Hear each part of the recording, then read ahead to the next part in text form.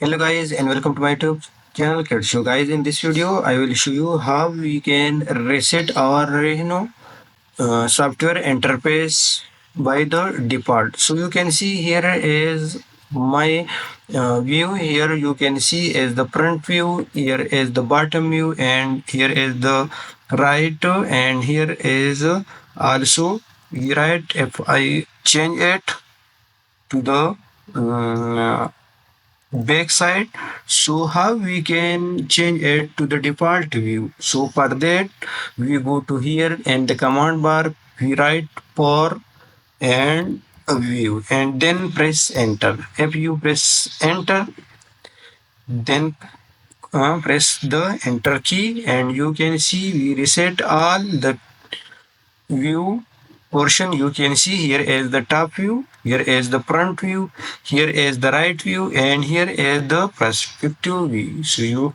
for this method you can reset your view to the default of the Rhino software.